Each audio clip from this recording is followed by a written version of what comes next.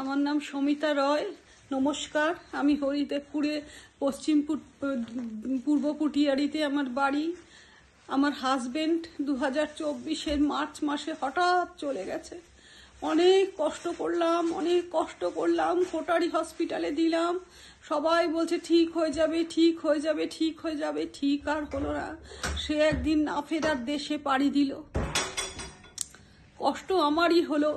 আমার মতন যারা আছো তারা সবাই জানো কত কষ্ট হয়, কতটা কষ্ট হয়। 2024 আমার সব কিছু নিয়ে গেল। আমি এক পাও তাকে ছাড়া চলতে পারতাম না। আজ নিজে নিজে নিজে নিজে সব করছি। একমাত্র ভরসা যে আমার ছেলেটাকে বড় করব।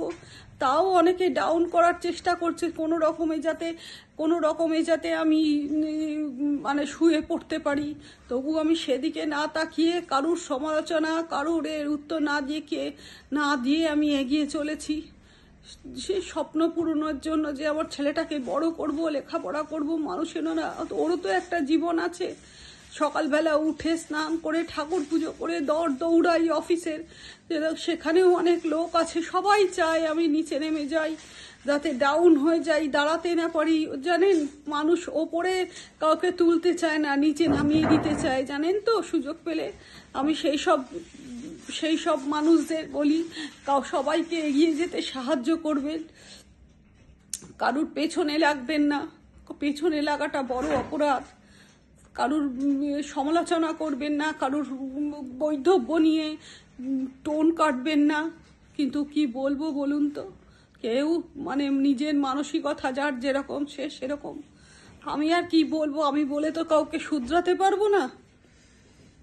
আমার ছেলে দেবজিৎ রয় খুব ভালো, আমাকে ভালো ভালো কথা বলে, মা তুমি এগিয়ে যাও, আমি আছি। সেই জন্য ছোট প্রচেষ্টা, ভিডিও করে ছোট প্রচেষ্টা যে আমার ছেলেকে বড় করব, বাঁচবো। জার্নি করি, প্রায় প্রত্যেকটা টাকা ছেলের পড়ার পেছনে অনেক টাকা আমার হাজবেন্ডের চিকিৎসায় খরচ হয়ে গেছে। এই জন্যই ভিডিও বানানো। বন্ধুরা, যদি কেউ কিছু সাহায্য করে আমার খুব ভালো হবে, খুব উপকার হবে, সংসারটা ভালো করে চলবে। এইটুকুই আমি এমনি কাউকে জানাতে চাই না। আমার ভেতরের কষ্ট, ভেতরটা আমার ফেটে যায়। কি করব বলুন, করার তো কিছু নেই। কেউ কারুর দুঃখের কথা শোনে না। সুখের দিনে মানুষে সবার কথা শোনে, সবারই পাশে থাকে, কিন্তু দুঃখের দিনে কেউ পাশে থাকে না। আমি এইটাই শিখলাম যে কষ্ট পেয়ে, যে মানুষ বলে সাথে আছি, কিন্তু দেখি পাশে কেউ নেই। এইটাই জীবনের মূল মন্ত্র, সাথে আছি, পাশে নেই। সবাই বলে আছি, কিন্তু পাশে কেউ থাকে না। শেষ পর্যন্ত রক্তের সম্পর্কের লোকই থাকে না আর পাশে।